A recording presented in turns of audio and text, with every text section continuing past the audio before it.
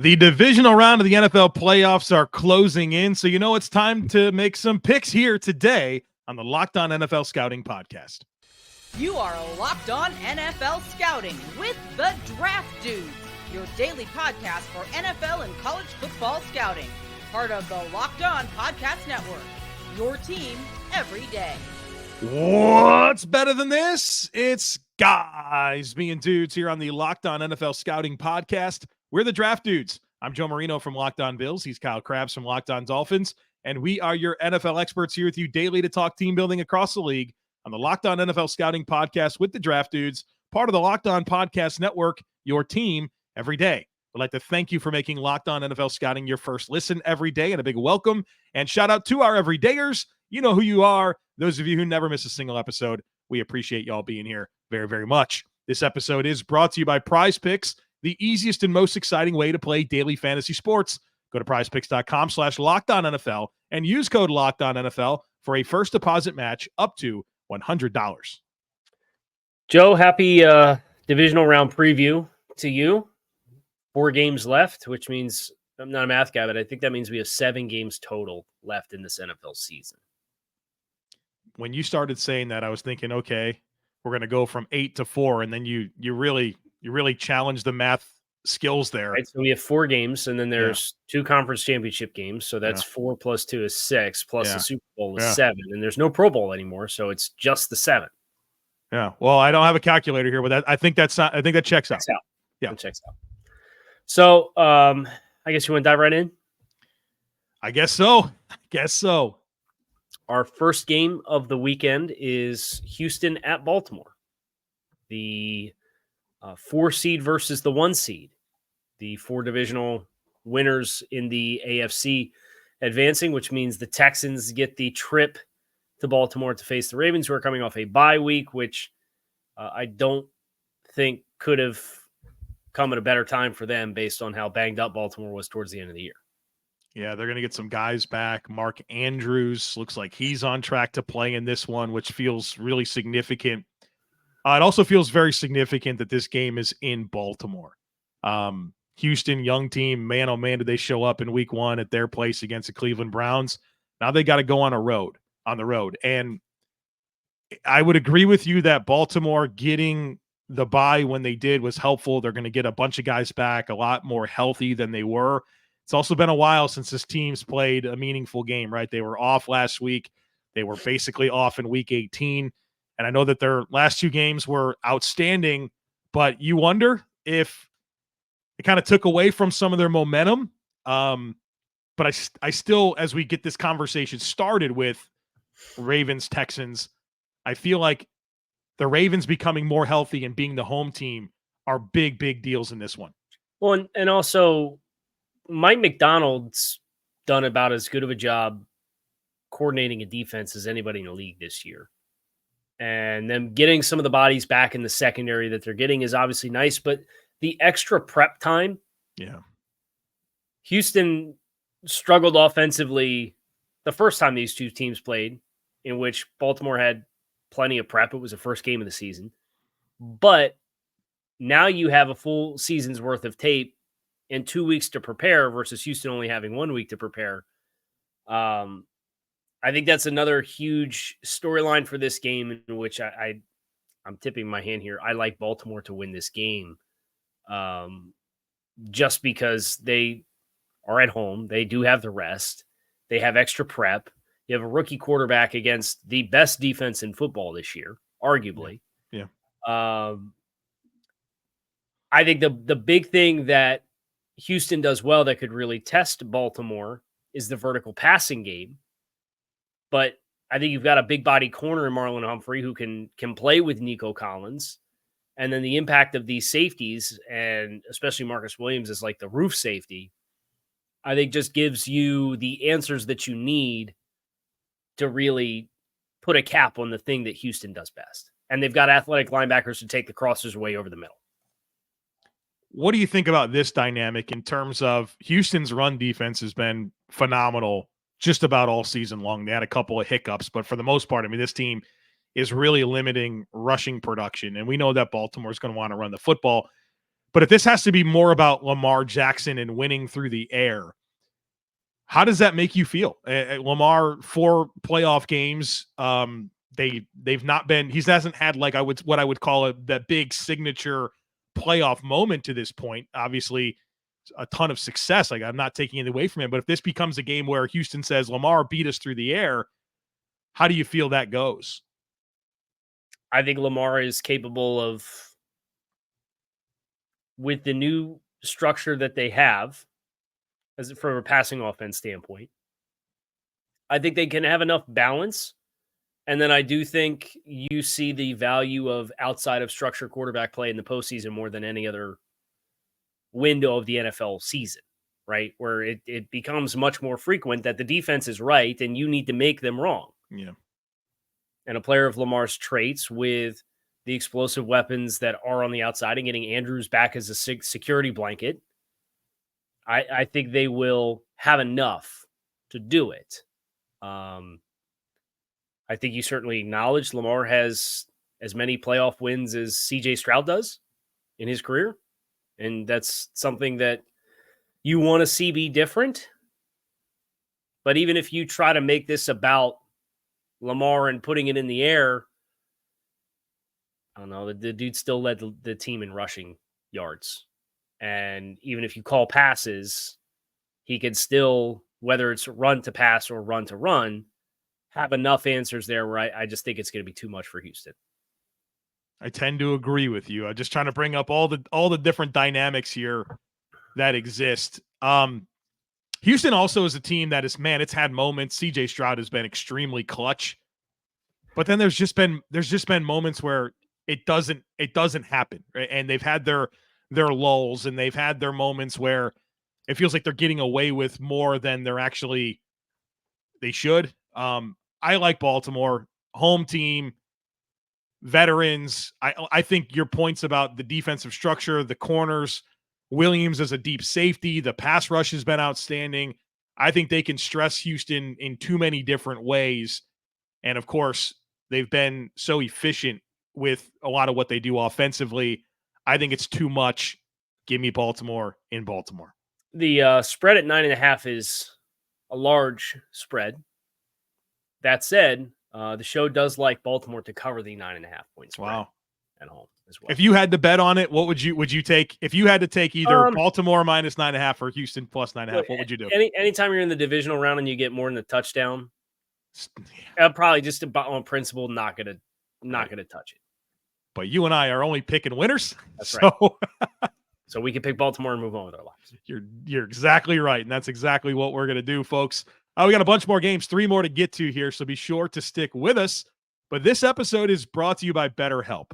Sometimes we all need the opportunity to get something off our chest, big or small. Certain things can really start to get to you, and it's important to let that out, especially to someone who's unbiased on your life. Well, check out therapy. Therapy can be different for everyone. And look, most of us have bigger problems than what's going on with our favorite sports teams, and it's important to get things off our chest every once in a while. Therapy is helpful for learning positive coping skills and how to set boundaries. It empowers you to be the best version of yourself. It's not just for those who've experienced major trauma. So if you've been thinking of starting therapy, be sure to give BetterHelp a try. It's entirely online, designed to be flexible and suited to your schedule. All you do is visit BetterHelp.com/lockedon. That'll also get you a deal here. We got 10% off your first month, so check it out. That's BetterHelp, HELP.com/lockedon. Speaking of 9.5 point spreads, the 7 seed Green Bay Packers, fresh off of their upset in Dallas against the Cowboys.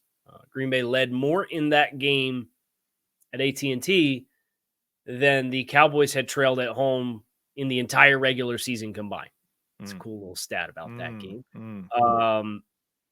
Going to the Bay Area to play the 1 seed San Francisco 49ers, who are also coming off the bye. Interesting game. Packers obviously scratched and clawed to get into the postseason, and certainly they're in love with how Jordan Love is playing. Wow, look at that. Okay, didn't mean for that to come out like that, but it did. And I think the entire path for Green Bay to win this game comes down to explosive passing offense building a lead and trying to make it a drop back game from Brock Purdy. If the 49ers can be two-dimensional from start to finish of this game, it's not going to go well for Green Bay. And I don't have a lot of trust in that Packers defense. And the 49ers are at home. And so we'll get into the dynamics here, but from a high level, that's what really stands out to me about this matchup. Yeah, I agree. San Francisco, they've just had so much success, particularly running the ball offensively. I think they only have 2 games since the bye with less than 125 rushing yards as a team. And one of those was the Ravens loss, in which they turned the ball over 5 times. And they had still had 121 rushing yards. And the thing that really stands out about San Francisco and what they're able to do is Christian McCaffrey has a higher 8-man box carry percentage than any other running back in the league. So even when you decide we're going to structurally take away your leverage and fill the box, 36% of McCaffrey's carries are coming against 8-man boxes. It's like him and Derrick Henry are the only ones above like 30%. It's crazy how well they are able to execute and continue to run the football, and their willingness to, against leverage, stay balanced. So the score has to dictate it more than anything else, because that's what happened when Baltimore played San Francisco. Is the score dictated that we have to get a little one-dimensional, and you turn the ball over 5 times. I think you could conversely look at Green Bay, and they've had a lot of success running the ball, particularly in the last month. If you look since December, they only have 1 game with less than 123 rushing yards as a team. And the last 4 games, 162, 177, 124, and 143. Rush for 143 against Dallas. Whole different animal to do it against San Francisco. But that, I think you do have to, I agree with you that you need explosive plays, but you need to be balanced offensively yourself. And if you're not, I think that's where San Francisco will really feast off of the inexperience of your quarterback against Steve Wilkes and that 49ers defense that has so much talent. Yeah, that game last week with Green Bay, Aaron Jones was as big of a factor as Jordan Love, right? And the story is Jordan Love, but I mean, Aaron Jones deserves to be a big part of that as well. And so, I think we're getting into this narrative about it being who can stay two-dimensional on offense the longest, when it's going to be important for both of them. So as much as this is about, can Jordan Love and Green Bay strike fast and maybe get a lead here, they have to have a balanced approach to that as well. And isn't it funny, for as much as we talk about passing the football, and it is critical, this time of year, it does come back to, all right, who can be the more physical team, run the ball, stop the run. And it feels like all of these teams that are left, there's a lot of momentum in their ability to do that. Yep. It's Niners at home for me, man. I think the Packers have it's like a very similar conversation as the Houston-Baltimore game. Even with the 49ers not having played some meaningful football in a while too. But that team rested at home. It's a battle-tested team, right? Like, I don't think this is too big for them in any way, shape, or form. Give me the Niners at home. I think you could really boil this down to Kyle Shanahan with 2 weeks of prep against Joe Barry. Yeah, that's a nightmare. That's a nightmare. At home. Brother, the Panthers scored 30 points in the Packers. The Panthers. So that for me is enough to, I'm going to pick the 49ers. Now, if you told me Jordan Love plays out of his mind again, and it's a bit of a shootout, I would not be surprised. Yeah. But if I'm looking at the matchups across the board, the biggest tilt for me is Shanahan with extra rest and extra prep against Joe Barry. So and Kyle Shanahan said this week, he was kind of all in on the Packers by midway through the second quarter based on the score. And then he said Dallas scores before the half, so he's halfway in on Green Bay, and then 5 minutes in the third quarter, he's back all the way in on prepping for Green Bay all over again. So what a weird position to be in if you're like the coach of the team that has the bye. You're like, all right, there's 4 possibilities. Who's it going to be? Like even Harbaugh last week was like, well, we've been preparing for Houston because they're the one team that has won. It's like I don't know who we're going to play. So right, yeah. So, all right, there we go. You're on the Niners as well. So The show also likes 49ers to cover. I would Man. not touch a 9.5-point spread with how Green Bay's playing. if you had to, what would you do? I Packers? would not bet it. But you have to for the fun of this No, moment. I don't. The show's betting against the spread. I'm picking the game. I'll take the 49ers money line is a very low profit bet. Would be my bet. All right. Our next game, Sunday, 3:00, Tampa Bay at Detroit. Curious what Todd Bowles' plans are for the frigid Detroit weather. Todd Bowles handled that very gracefully. He did. I'll give him a lot of credit there. If you didn't see that clip, he was asked by a reporter about how they were prepping for the cold in Detroit, and he said, we play inside, right? They got a dull. It's a 20-second walk from the bus to the stadium. I think we'll be all right. We'll be all right. Detroit's favored by 6.5 against Tampa Bay. Tampa. All right. So Tampa's kind of the team that doesn't fit the whole we're running the ball well. Maybe for their standards, they got 113 and 119 yards the last couple weeks. But this isn't a team that has that dynamic to lean on, right? It's really been about Baker Mayfield and Mike Evans in this passing offense, and then really becoming defensively really strong down the stretch. And Todd Bowles can really game plan, and I like their ability to be physical in the defensive backfield. Vita Vea in the middle, right? Like there's some dynamics here that I like about Tampa. Just Detroit, man, it feels like they have so much momentum. They are a team that I think can be balanced on offense. Again, high level, start the conversation. It's hard for me to look at this game and really feel good about the path for Tampa Bay. So these teams played in week 6 after Tampa Bay's bye, and Detroit won in Tampa 20-6. My favorite factoid about that game is the two teams combined for 86 rushing yards. Insane. Is that really true? Your math checks out on that? Tampa rushed for 46 yards. Oh, God. And Detroit rushed for 40. I can do that math. That's pretty straightforward. So wow. A lot of air movement in the passing games. And I think when you consider both run defenses, I'm kind of inclined to think that's how it's going to go again. So the question is, can Todd Bowles cook up enough pressure on Jared Goff in the postseason on the road to force the mistakes that are necessary on Detroit's part? Because if both teams play clean games, I think Detroit wins by 2 scores. So, yeah. Tampa has 2 of the last 3 games have not had a takeaway. Of course, they had 2 against Carolina. I don't know. And I'm picking Detroit at home. But this is probably, of the games that are not a 2.5-point spread, this is the one that I'm most have the appetite for an upset.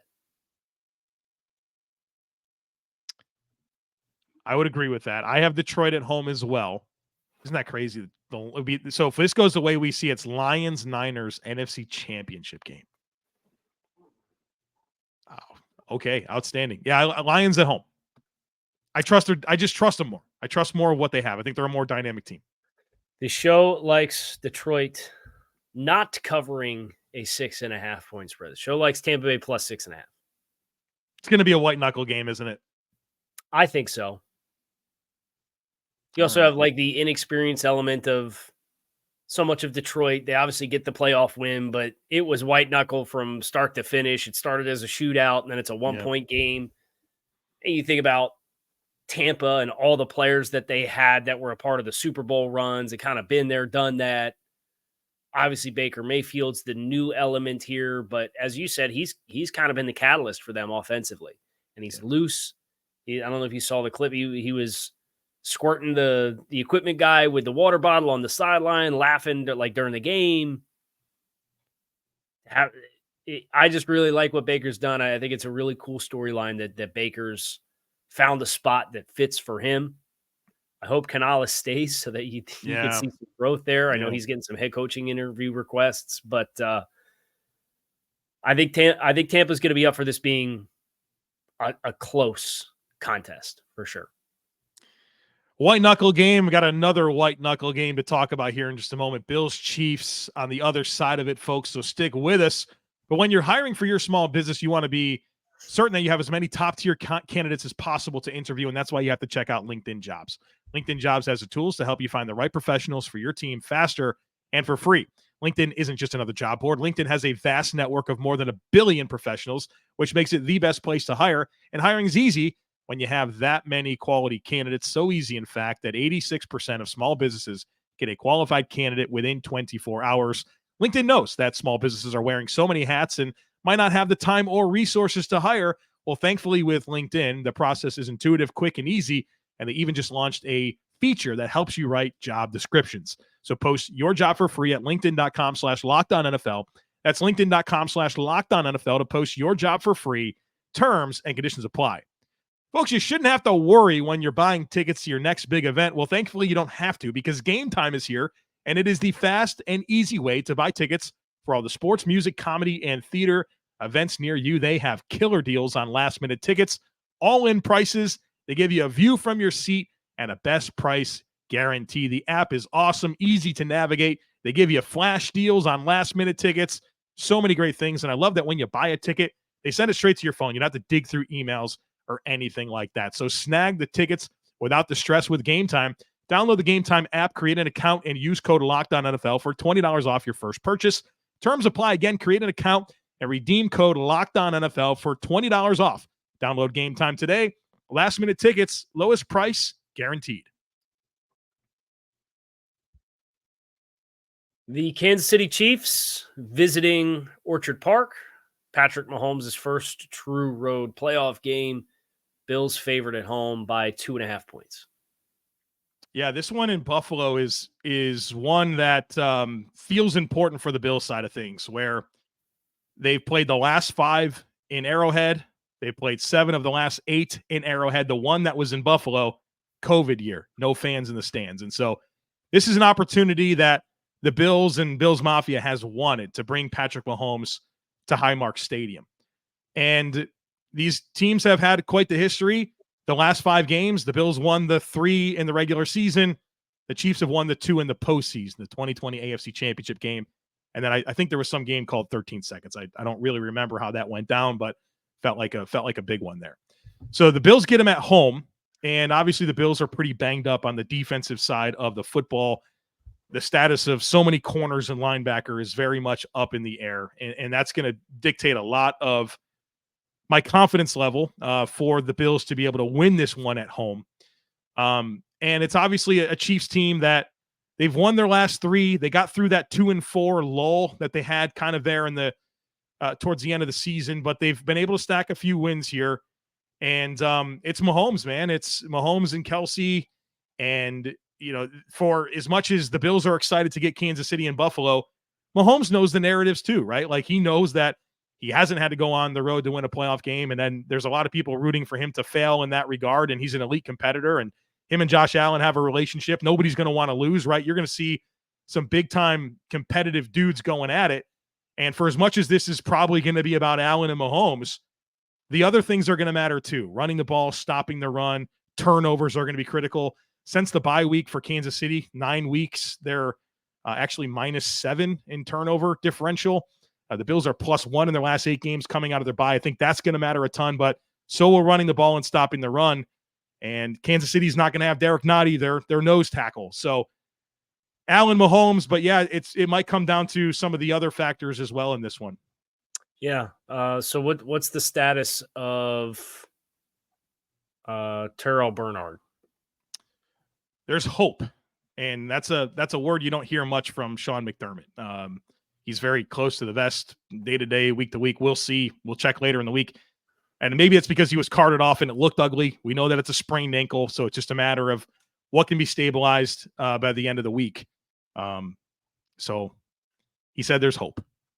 I don't know. I think linebackers and the core of the back 7 of both defenses is one of the storylines for me, where I think about the linebackers in Kansas City with Bolton and Gay and Tranquil, and then McDuffie in the slot, and the safeties against the ability to match up with the tight ends and the backs of Buffalo with Cook and all he can do in the passing game and the two tight ends and making sure that you get eyes on Josh Allen when he decides to run. And then conversely for Buffalo, you have, does Bernard play? Teron Johnson has a concussion, if I remember correctly. That's the big one to me. Yeah, Taron. You got the two older safeties in general with Hyde and Poyer, and not necessarily the best versions of themselves that Bills Mafia has known for their careers, but still playing meaningful and valuable football against Kelce and Mahomes when he runs. And that, for me, that storyline of which of those back seven core groups plays better, I think is going to be a critical storyline for determining who wins the game. Yeah, there's no question about it. And I think where that can help potentially with the Bills is the defensive line. It's healthy, and I think that's a unit that they have to lean on because there is uncertainty with really their top three corners and their top three linebackers, and who can be available. So the defensive line is going to have to show up in a big way.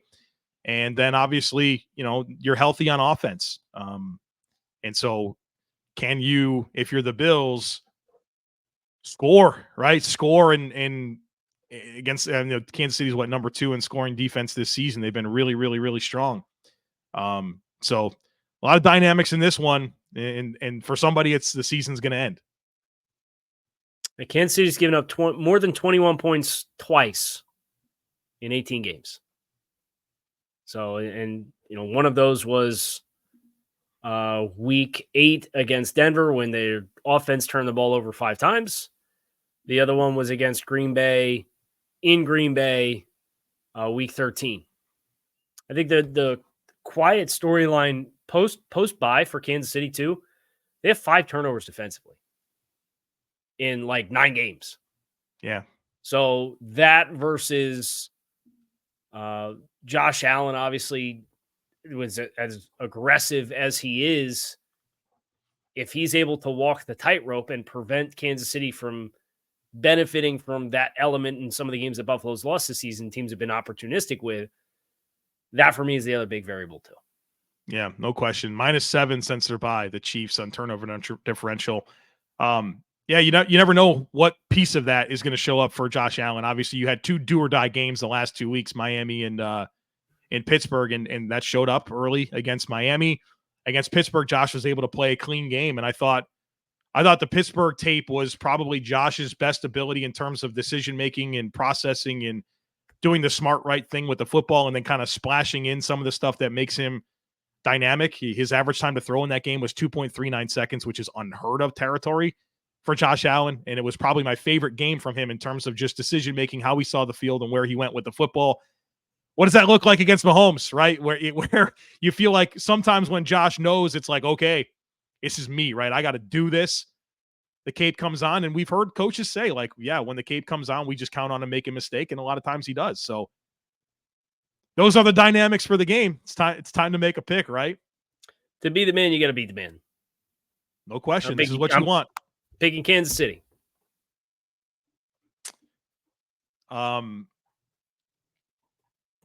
Yeah, well, so I understand that. I think this is a perfectly reasonable pick to pick Kansas City.